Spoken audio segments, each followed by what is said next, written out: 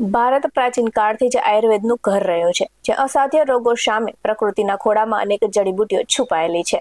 પરંતુ સમય જતાં આપણે આ મૂલ્ય વારસાને ભૂલી ગયા છે. ત્યારે આજે અમે તમને પરિચય કરાવવા જઈ રહ્યા છીએ કે એવી દુર્લભ ઔષધિ કે જેનો ઉલ્લેખ ધાર્મિક ગ્રંથોમાં પણ કરવામાં આવે છે અને જેને દાંત માટે વરદાન રૂપ માનવામાં આવે છે.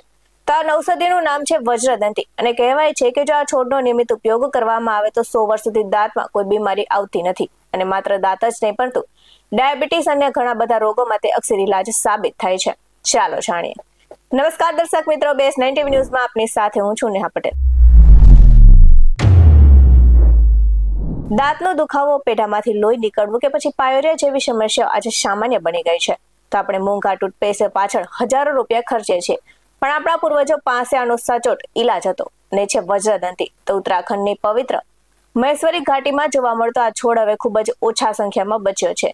તો વજ્રદંતીના મૂળનું દાંતણ કરવાથી પેઢા લોખંડ જેવા મજબૂત બને છે અને જો દાંતમાં કીડા એટલે કે કેવિટી પડી ગઈ હોય તો તેનો અસહ્ય દુખાવો થતો હોય છે, તો તેના પાન ચાવવાથી રાહત મળે છે અને તેના ફૂલોનો રસ પેઢામાંથી નીકળતા લોહીને રોકવામાં રામબાણ ઇલાજ છે.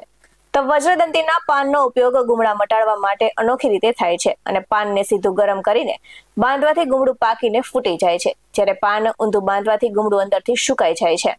તો આ છોડમાં એન્ટીબેક્ટેરિયલ અને એન્ટી ડાયાબિટીક ગુણો રહેલા છે અને તેનું સેવન કરવાથી લોહીની કમી દૂર કરવામાં, ડાયાબિટીસને નિયંત્રણ કરવામાં અને પેટના રોગોમાં અત્યંત ફાયદાકારક છે. તો કફ અને શ્વાસ નળીની તકલીફમાં પણ વજ્રદંતી રાહત આપે છે. તો વજ્રદંતીનો કોઈ પણ ઔષધીય ઉપયોગ કરતા પહેલા આયુર્વેદિક નિષ્ણાતની સલાહ લેવી હિતાવહ છે.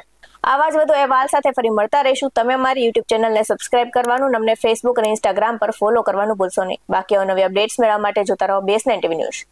અહીં આપવામાં આવેલી જાણકારી નિષ્ણાતોના જણાવ્યા પર આધારિત છે. BS9 ન્યૂઝ આવી કોઈ પુષ્ટિ નથી કરતું. નમસ્કાર.